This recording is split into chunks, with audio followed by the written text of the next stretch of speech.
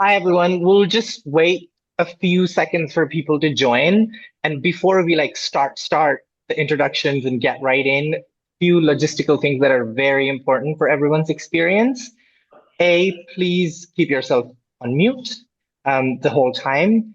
And B, just pay attention and get involved. If you have questions, then please ask them because the session is for everyone that's here. So that would be great. And if you can turn on your camera. That'll be great because we like to see everyone's faces and it's a bit more personal like that. I think, Alex, we're good to go now. Brilliant. Thanks, Kavi. So can you hear me all right? And can you see me? Yeah, good stuff. All right. Well, good afternoon or good morning, good evening. I know that lots of you are joining from all over the world, and very warm welcome to our webinar today, which is focused the name of the webinar is Teaching in the Middle East 2026, Navigating Global Uncertainties. My name is Alex. I'm the CEO of Teach Horizons, and we've decided to do this because obviously the situation in the Middle East is incredibly unknown, very stressful, very unpredictable. And I appreciate that that's something that will be affecting lots of you, both personally and professionally as well. So, first of all, thank you for joining. We really appreciate your being here and involvement. I know some of you are actually currently in the Middle East, and that must have been a tough few months for you. Some of you are planning to go to the Middle East at some point this year, or you're thinking about going, and some of you might be leaving as well. So we've got some great guest speakers for you. We've got a head teacher and a teacher who are currently on the ground in the Middle East, as it were. And they're here to sort of talk you through what it's like, answer questions. But I guess the broader purpose of this whole event is for us all to be able to have an open discussion, to share questions, to talk about our situations, and to share experiences. And I think listen to each other and hopefully learn from each other as well, because I understand that. I mean, I don't think anybody in the world knows what's happening exactly in the Middle East at the moment and what's going to happen. And I think with those uncertainties, it helps getting to listen to people who are there and understand other people's situations. So, thank you. I hope it's useful. I'm going to hand back over to Kavi, who's going to talk you through the agenda. Thank you, Alex. Welcome again, everyone. So just quickly, it's very simple structure. We will start with our guest speakers, who we are very grateful for that they're here, with some predetermined prompts that will address some of the key things that people want answered. And during that time, we really encourage all of you to type your questions in the chat. And then once they've answered these predetermined prompts, we will take those questions from the chat, from the live questions, and then they will try to answer those questions after that. And then we will end with breakout rooms where we can learn from each other's personal experiences. Maybe some of you are aspiring to be in the region, some of you are already there, and that could be very valuable for both sides. And then after the breakout rooms, that would be it, and then we'll just wrap up. So that's a very simple agenda. And now I will pass on to. Oh, sorry, actually, we do need to introduce our guest speakers, and then I'll pass it to Fiona for the prompt. So we have Paul and Ashani joining us today. We're very grateful that they're here today. It would be great, Paul and Ashani, if you could introduce yourself just for 30 seconds. Paul, we can start with you. Okay, hello, how are you, everyone? My name is Paul Gardner. I've been a senior leader for 14 years now. The bulk of those have been spent in the Middle East, so coming up to 10 years this summer. So I was assistant head at Brighton College, deputy head of Dear International, most recently head of secondary at Swiss International School, IB through school in Dubai. I'm currently founding a new school, Ambassador International Academy, Mankhool, which is opening its doors in August 2026. So a very exciting project that I'm working on at the moment. So yeah, looking forward to sharing kind of what the learning has been from this experience, but just what the experience has been in and of itself as well over the next hour or so. Thank you, Paul. We're grateful you're here today. Sorry, just one thing before we move forward. Fiona, are we already recording this? Yes. Or we need to? Yes, it's Oh, we fine. are. Okay, I see that now. Great, thank you. Sorry, was double checking. Ashani, can we move on to you now? Okay. Hi, everybody. My name's Ashani. I'm from South Africa. Recently moved to Saudi Arabia, to Jeddah in specific. I've been a teacher, a grade 2 teacher, homeroom teacher at Jeddah International. Yeah, the experience, it's been very good. I've enjoyed it so far. So yeah. Great. Thank you so much. Okay, now we will move on to the questions and Fiona will help with that. Wonderful. Thanks, Kavi.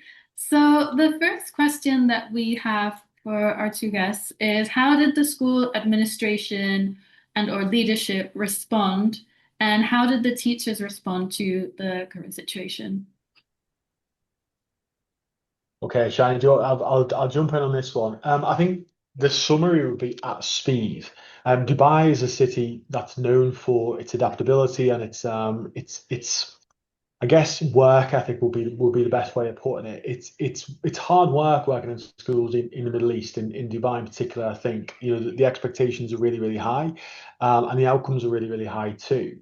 And it can be a great place to work if you've got the right school. But certainly it was a major surprise to everyone. Something similar had happened the year before, and nothing had come of it in terms of outcomes for schools and the broader society.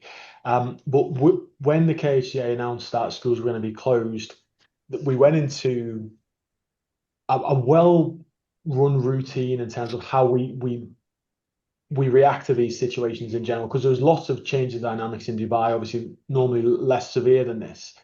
We jumped on a call with the leadership team. It's an extensive leadership team in my school, so about 12 or 13 of us. We looked at the situation, we worked together to understand what the challenge was going to be, what was required to be done, and who would be responsible for the different bits. And then we went off working in our own areas. And from my perspective, a large chunk of that was around communication with the community. So parents, staff, leadership, and then the students as well. I'm very fortunate to work with an extensive team who are very talented in their individual areas. So I was able to rely on them to get on with their area and produce good stuff in terms of what was required. I was thinking about this question beforehand, and I was thinking about the relationship to the situation we had in COVID, because obviously from the outset it seems like a similar situation, and I guess the assumption may be that, well, we just did what we did in COVID because it was a similar scenario. But there was one main difference with what happened when we were forced online. We were all coming from different experiences during COVID. Some of my team had been in the UK, some had been in Dubai, some had been at Al Ain, some had been, in completely different parts of the world. So we were bringing totally different experiences and therefore expectations of what our reaction would be. In terms of what came of the reaction and the planning, what I'm probably proudest of is that we didn't panic. We calmed ourselves and made sure that I think the biggest learning from COVID that we all agreed on was that the impact on staff and students emotionally and socially was huge during COVID. So we wanted from the very outset to make sure that the impact was mitigated as much as humanly possible. And there's an awful lot of different things that we did for that. My school is age 3 through to 18, so obviously different things for the different year groups. But it was a huge moment. And I actually had to message my deputy heads about half an hour ago to say, what did we do? Because it was in Dubai terms, it's so long ago because things move so quickly here. And even we went online, then we were back, then we were kind of, our holidays were changed, and we were back online. So many different circumstances, so many changes. But it was, a very, very dynamic situation. Yeah. And I think from a teacher's perspective, what I would say is that the quality that they were able to bring to the table immediately, and I'm not just talking about my own school here, I'm talking more broadly in the city. I think, we have some amazing teachers in Dubai. We really do. And the broader Middle East in general. I'm sure Ashani can allude to this in her school too. But the quality of what was done, and we were able to dip in and out of lessons, where we needed to, just to see what was going on. The feedback we got from parents was so positive from pretty much day one. And that was a huge success. But also a reflection on the teaching community internationally too, that it is so dynamic and so flexible, even in really challenging times. Great. Thank you so much, Paul. And Ashani, would you have anything to add to this? Because I know you're in a different country as well, so it'd be interesting to hear, and of course, the teacher's perspective. Yeah, well, what has recently happened hasn't affected us in Jeddah that much, but we've also been preparing, and our management has been very good, very supportive. So just for a teacher, they've done so much to assist us. They've tried to help us, with lessons and management in the classroom because they understand what we're dealing with, not only in the classroom, worried about what's happening back home and how we're going to get home. So yeah, I just think management has been very supportive at our school as well. Well, that's yeah, okay. Great, thank you. And just out of curiosity, was flying affected to and from Jeddah as well? Yes, it was. It was affected. That's why, like our school currently, they know the situation. Most of us are getting ready to go back home for the summer vacation, and they're trying to help us deal with the stuff right now in case we are stranded here or we cannot get back home. So in that way, our school's very supportive. Great, thank you. We are getting a few questions in the chat, so keep adding your questions. We'll get to them at the end of the predetermined prompts. Fiona, we can move on. Okay, wonderful. So the second prompt that we have is, well, you've already addressed some of these already, but what was done well? What are you proud of? And what could have gone better or what could have been slightly different? So you have touched on these already, so maybe we can just come back to some of those points, but also maybe learning from this experience, what do you think we could do in the future should this repeat itself? So I think in terms of the quality of education, I've already mentioned that that was very, very good and very high. And again, not just in my school, but in the city in general. But I think in terms of what went well from my perspective, the expectations on staff were very balanced. We were in a very stressful situation. There was obviously impacts on schooling, but fundamentally there were interceptions going on overhead. It was an unusual time. We weren't sure exactly what that meant in terms of, for ourselves, for our own families, very, very loud bangs. And it was quite scary, at moments. And whilst it was fundamentally safe, it was an unknown that we were in. So it was a challenge to say the least. And obviously we were dealing with that as I have two young boys myself, but every student, every teacher in their homes around the country were dealing with exactly the same thing. So one thing that I'm proud of is that as a leadership team, and again, I speak for the city of Dubai as well. No, imagine I was in the computer room. We didn't look for unreasonable expectations from staff. We said, look, this is what we would like if you're able to do so. And then what we found was that staff really over delivered on that. They brought their A game and they really, they planned well, they delivered well. And as always is the case, teachers step up. But I guess so to just reflect on that, we didn't look for too much from the offset because we understood that people were in their own individual circumstances and in different parts of the city. It was, if you were closer to the port or close to the airport, it was more challenging.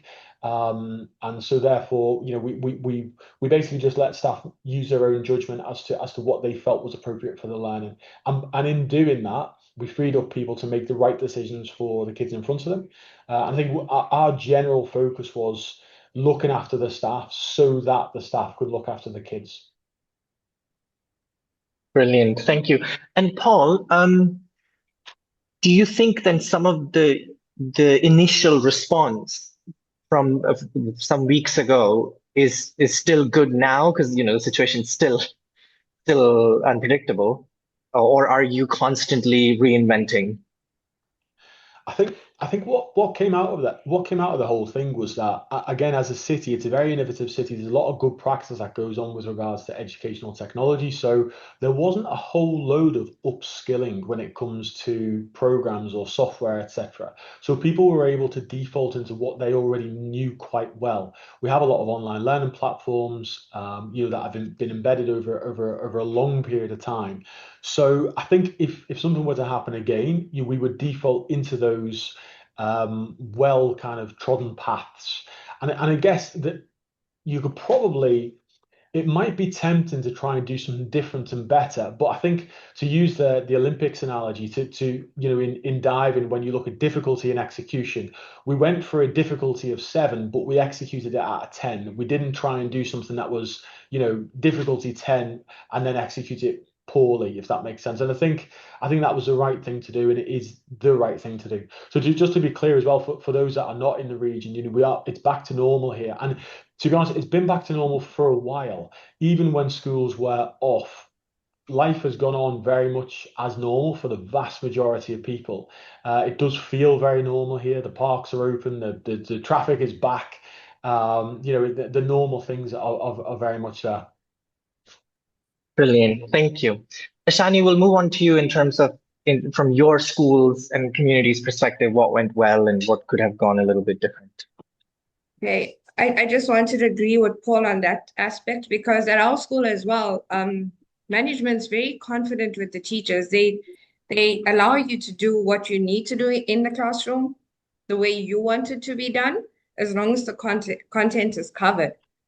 So it makes a big difference. Yeah, Great.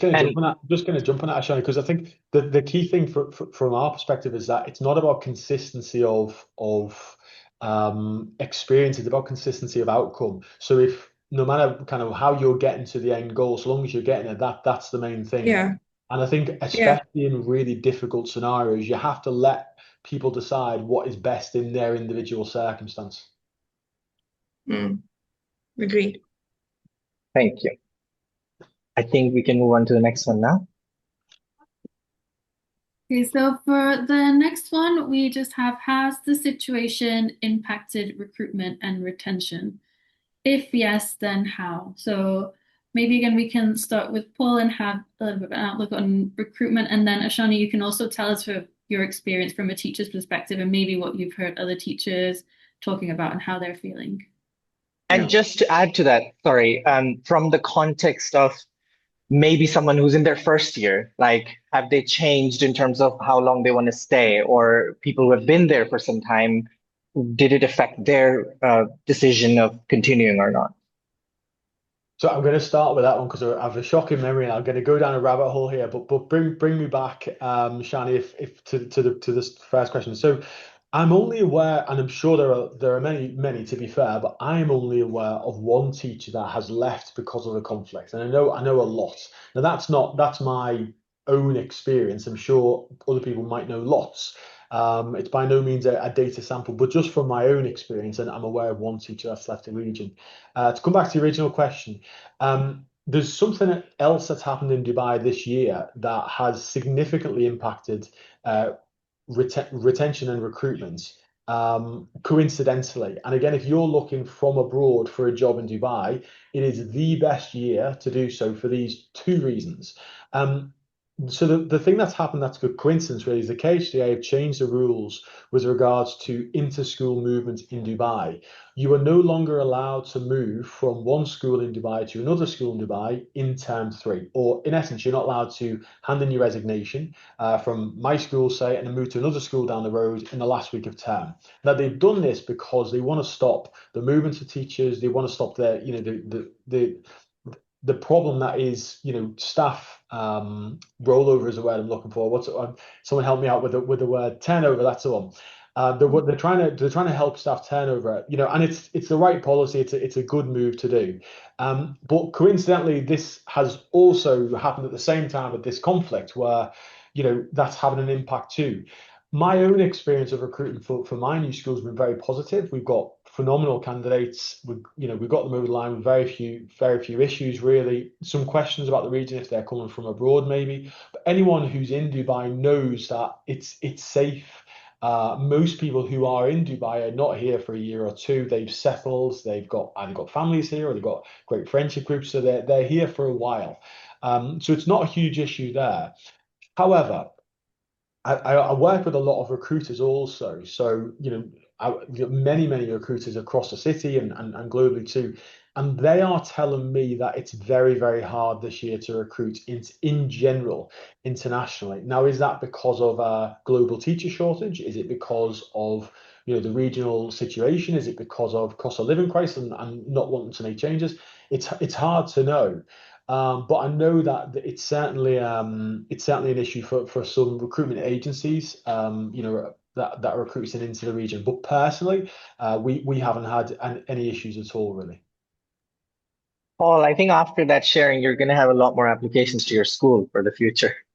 Well, to be fair now, I'm going to use shameless plug incoming if you're a science teacher. So we have an additional growth position for a science teacher. Francisco, get your name. I see your thumbs up there. So no, we are looking for a science teacher because we've got again, and again, it's reflective of the region too. The numbers on roll are very positive. So we're growing, which is nice. It's a nice position to be in. And again, we do have a lot of position. We've only one position to fill, and it's science as a growth position. So that's it from us, really. To be fair. Brilliant. There you go, everyone. You can apply to the position. Ashani, from teacher perspective, what do we have where you are? Okay, so we try to make new teachers feel comfortable. So the school has a mentorship program. And with this mentorship program, generally you have your mentor for the first 6 to 7 months. They show you almost everything. Because moving from a South African school, like I did, to an international school, an IB school, the workload is overwhelming. So if I felt like this 2 years ago, it took a while to adjust. A lot of teachers that I've met first years now are enjoying the school, but that's because of the mentorship program. We try to make the teachers feel as comfortable as possible. So yeah, it helps. I don't know of any first years that want to leave my school. So I hope it stays that way. It's a great school. I know I'm overselling my school, but yeah, it's a great school.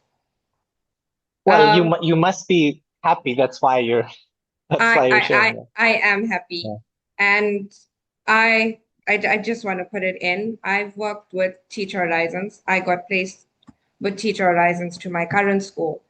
And I was afraid to move. So I had sent, when I got my contract, I had asked Teacher Horizons to have a look at it, give me their feedback, and for them to get back to me within 2 days and tell me, you know what, this is what you wanted because we've already spoken about it. I think go ahead. Best decision I've ever made. Yes. I think can I Thank you. second that from a leadership perspective as well? I work with Laura more often than not, and it's a great experience. It's a great company to connect the right people with the right school. So no, I just want to second that. Thank you. We appreciate that. What I liked about what Shani said was also, it sounds like, for example, a mentorship program is something that was already in place. It sounds like a system that was already in place for regular functioning and day to day was helpful during a crisis, which I think is a really good takeaway. Brilliant. Thank you. I think we have no, that was the last prompt.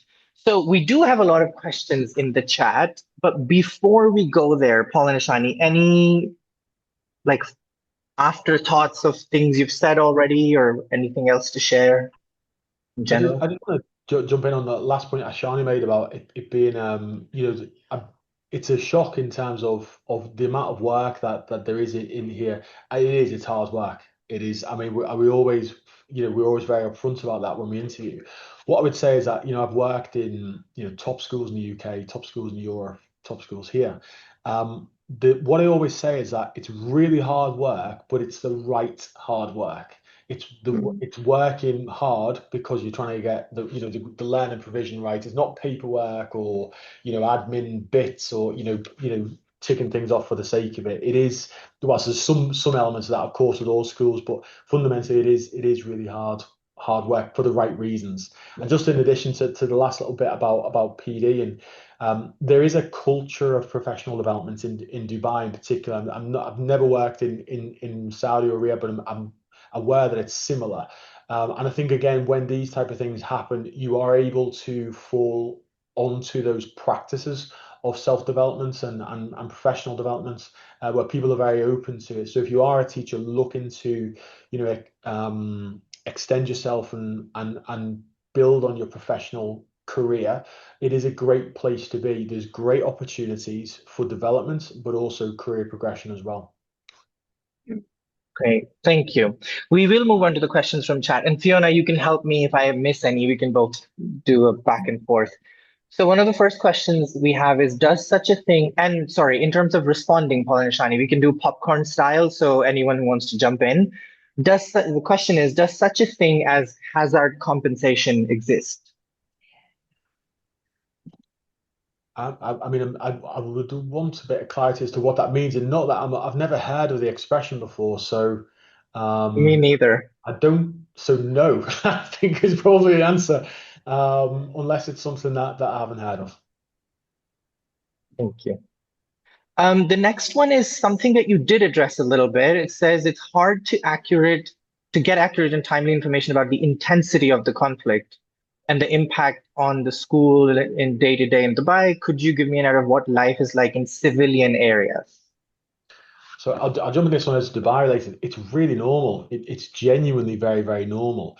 I mean, right now there's been no interventions for over a week, and prior to that, it was a number of weeks. I think I can't remember exactly, but it's basically life as normal, to be honest with you. There's a lot of sorry. So there's a lot of speculation, I think, in UK media and international media about what life is like here. I find that a lot of that is sensationalized. So if you want, good information about what's happening in this region, I find the Khaleej Times is great because it just tells you exactly what's happened. It's got a timeline every day when things are happening. It says at this minute this happened, this minute that happened. There's no drama involved. It's factual. And yes, schools are back to normal. My two boys are back from school today. They've got friends around in the other room. If you can hear the background noise, life is just going on, really. Thank you. The next one is, what's job security like for new recruits in September? If there is a fall in role, which I assume is if the role is in threat once they start working, then how would the senior leadership team navigate that? So again, I'll jump in, Ashani. I would be very careful about when you're moving to a new country. I would research the school and the group that your school is a part of very, very carefully prior to accepting any role. And I think that there is no uniform answer for the city of Dubai about what a school would do, because there are over 450 schools in Dubai and they're all very different. There are kind of tier one schools, there are kind of schools that are not in that category. And what I would say is that choose a good school, because good schools treat you well, in good times and in difficult times too. I think of the own group, the schools I've worked in and the groups that they're a part of, so Nord Anglia and Bridge Education currently, these are groups and schools that have a lifetime to go, and they're not going to risk their reputation on a saving the salary of one teacher, say, for example. It's just not the way really good schools operate. I'm certain that there are some schools in the region that are probably not as good, the same way there will be good businesses and bad businesses in any part of the world. But yeah, it will all come down to the school and the role. And again, that's where you loop into the likes of Laura or someone from the team, because they'll give you the honest information about the school and kind of where they are. Thank you. There's another question which I think was answered by this one. They're very similar. This one was about honoring the contracts for the new recruits if situation escalates. I think quite similar. The next one I really like, and I think both Paul and Ashani can share that one. What has been the best approach to communicate with the students and the school community about the current geopolitical situation? Ashani, over to you. No, you can continue. No, please. We're going popcorn style, so over to you, and I'll jump in. Okay, so like I said, what's been happening hasn't really affected us that much, but management they take the lead when it comes to parents and issues with the parents. It's just us dealing with the kids in the classroom. That's why we can get our content done with. And Ashani, have you had kids asking questions? Because they must be, well, your kids are very young as well. So they're only 7. Yeah, that I makes sense. haven't had questions about it. To be fair, they often ask the best questions, the youngest ones, because they're the ones you don't predict. From our perspective, I think we have communicated very factually. It's school is open on these days as far as we're aware, school is closed on these days. We often, as a school, receive information at the same time as parents. So the KHA will communicate, outward to the community. They're very good at that. It provides some challenges for us, but again, the inspector understands that schools can cope with that. So again, we keep it factual, never commenting on the conflict or anything political, because it wouldn't be appropriate to do so, and we certainly don't have any additional knowledge that a parent would have anyway. So we have a single platform we use for communication. All of our communication goes through that. It's clean, it's simple, it's concise, and it's factual. Great.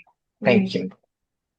One of the next questions is, how is music handled in the school? I'm reframing it a little bit, given the conservative views in that region on music. So, Ashani, I'll just jump in from a Dubai perspective. I mean, there's no difference whatsoever. The only time that has an impact is during the holy month of Ramadan, when it is a period of reflection and calm, and celebration or celebratory tones are kind of muted, so to speak. And that's the only time at which music isn't widely kind of played and celebrations happen too much. But again, for the whole rest of the year, it's very what you would expect in probably any part of the world, or certainly the Western world. So I'm not sure about how Saudi would be different, Shani. No, it's the same in Saudi as well. It hasn't impacted us at all. It continues like a normal school. Great. Thank you. Another one, this is an interesting one, and I think this is why these sessions are important. So someone's saying, I have a few friends working in the Middle East, and there are rumors that packages and incentives for new hires will increase due to number of exiting teachers or lower interest. Is this something you might expect? No, and the reason I would say is that, okay, so hypothetically, if just to play it out logically, if 50% of teachers were going to leave, that would suggest 50% of the community was going to leave. And if 50% of the community leave, then 50% of the kids are going to leave. So therefore, pro rata, it's going to work itself out. But the reality is teachers aren't leaving. I say there will be some. I'm certain there will be some, but there are always reasons to be moving on, and it might be for personal reasons or family, whatever. But it is a transient place, the Middle East. People come, people go. People are staying longer than they used to, and the population increased last year by 400,000 in the city of Dubai, which was only 10.6 million initially. So it's a huge increase.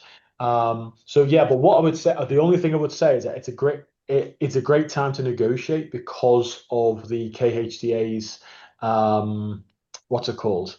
New laws about moving, because basically right now, if we're hiring for a science teacher, we can't go down the road to someone we know who's great and they can hand the notes. We can't do that. We have to hire from abroad. So the pool is a little bit smaller. So it is possible to negotiate a little bit harder. But again, people want to be here, even in this environment where from the outside looking in, it might be perceived that it's less desirable. But on the ground, we're not finding that. But again, it's probably a better time to negotiate than most. Great, thank you. Anything to add, Ashani? Sorry. Great. No, it's fine. So someone who is actually in the Middle East did answer to the music question as well, and it was very similar to what you both said. Now, this next one is also interesting because this is actually a conversation we as Teacher Horizons have done in a couple of conferences already, and this is around online teaching. Due to difficulty of procuring visas for teachers to work in Saudi Arabia and UAE, is it possible there might be a shift to recruiting secondary subject specialists to work as full-time online teachers, or we can even say in any capacity in online teaching? So as in like online schooling and an increase in online schooling in general, do you mean? That's how I would take this question, given the state of the world, and because schools in Dubai did move to distance learning, because of the situation. So now it's more like our schools becoming more open to online roles in the future. So what happened after COVID was that a number of the big groups here explored this, and they actually, started online schools, and some of them were initially successful, but actually the appetite for it isn't huge. And I think, there are some schools around the world that do online very well, but you don't have to be in Dubai to access them. So I think generally parents that are looking for that are accessing those from abroad anyway. So there's not a demand here. There's not talk of it, in the groups. And I think any exploration that happened after COVID. And I think the lessons, those that have kept on with that, which I'm not aware of any, to be fair, of the kind of exploration into that. Those that kept on, I'm sure will have done, but I'm not aware of any that were particularly successful. So I don't think there's an appetite for it. Great. Thank you. Also in Saudi. It's the same, Shani? Yep. Yes, it's the same here. Great. So this other question I think has been answered, but I wanted to mention it because this is someone who has a role in UAE in August, which is good for them. And they've said, I've spoken to many people who say life is pretty normal. Would you agree? And I think we don't need to add more. You've already said that, yeah, you agree. Great. Fiona, any questions from you? I'm scrolling and some of these are not really questions. Do you see any? I'm also doing the same. Just Yeah, Okay. I can see one. Just whilst you're having a look at that, I'm gonna read it because it's a great question, and Yes, please. an interesting answer. Karen has asked about if schools have stopped sponsoring teachers who have dependents, and says it's been a discouraging period so far. I've done several interviews. So I think what I would say with that is so the region itself is obviously becoming more mature, and the schools within the region, there are many schools now who are topping out at they're hitting capacity, and therefore they're looking at their profitability and things like that. So schools that are really, really established tend to be less generous when it comes to dependents. So if you are someone who has dependents, a couple of children, then it might be worth looking at a school that is less mature, maybe in one of the mature groups, but a school that is new within that group. You might have a little bit more success. It is more common now in Dubai. Well, it was more common in the past to have two dependents as standard, but it's become more common now for that to be narrowed down to one. And sometimes schools are looking for teachers with no dependents. It's very, very, very rare for a school to offer a contract for more than two children. The only exception I can think of is where you're a teaching couple, and maybe you can negotiate if you're a particular subject, so economics, chemistry, physics, really difficult subjects to recruit for. You might have a bit more negotiating power on that one. Great. Thank you. Yeah, thanks for spotting that for us, Paul. There's another one, and this is most of the schools in Middle East seem to be hiring only based on nationality and passports, which is discouraging for teachers who have outstanding skills. Is there anything being done to address this based on hiring process on experience and profile rather than nationalities? So again, everyone has their unique experience. So I don't want to talk for other people. All I would say is that I work in a very diverse environment.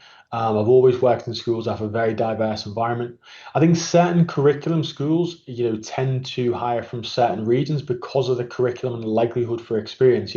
It would make a lot of sense to me in a British curriculum school that the vast majority of people in that school are from Great Britain because it's a British curriculum school. Similar with the Indian curriculum schools here, you would expect that to be staffed by a majority of people who have experience in the Indian curriculum. Therefore, that's going to be from India. I think the most diverse schools tend to be IB because IB is taught around the world.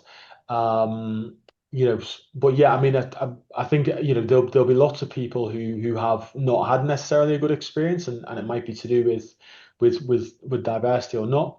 But I know that a lot of schools are proactively looking to make sure that they are a diverse environment too. So certainly from a HR perspective, I know that's something that it is a focus for a lot of school groups. Great, thank you. Anything to add on that, Ashani? Or all good? No, we're fine. We've got many different nationalities at our school, so it's diverse. Great, thank you. I just wanted to mention one thing. We do see questions about individual profiles and situations. We're not able to address those because of time constraints, and it's just more relevant to answer more general questions. I just wanted to mention that. I think we can move towards breakout rooms now, unless Fiona, you see another question that we can address. I think this one is just more sort of a general one, but the same. I hear many people moving there with families and children. So how is it for solo teachers? And is there a sense of community, which I suppose is quite an important one now for some people who have never been there before and are moving on their own? Okay. Sorry, I didn't. Ashani, go for it. I didn't hear the whole question. It broke up for a bit. Oh, no worries. So it's just about how it is for solo teachers that are moving to the Middle East on their own, maybe for the first time. Is it easy to connect with others and have a sense of community? Oh, yes, it is. It is. For example, when I got here, the school had a meet and greet because we all came from different parts of the world. And we ended up making friends. I have friends that I've seen when I got here. We still speak to each other now.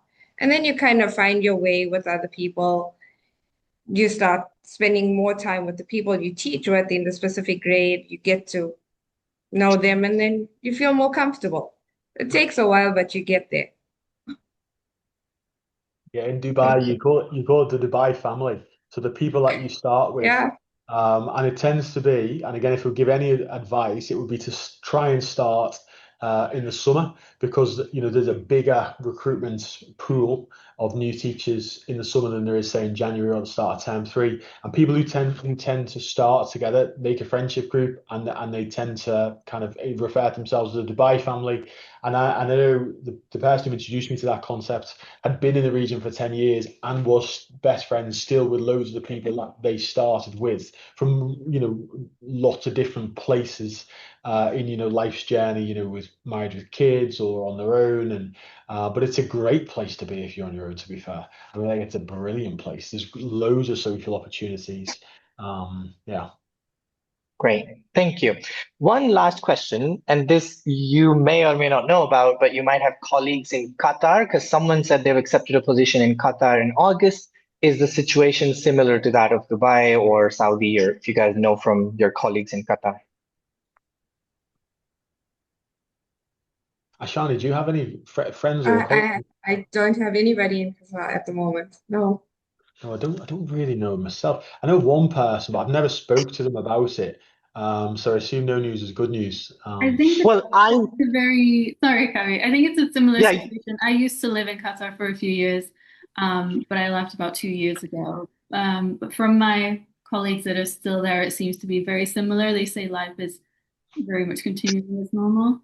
Of course, it's probably best to speak to someone who's there currently, but that's kind of the same. well, I just thought of something that I remember. A friend of mine who lives in Italy, his friend just went to Doha on a tourist trip, on a visitor trip as a tourist. So I think that tells you something that the flights are fine too.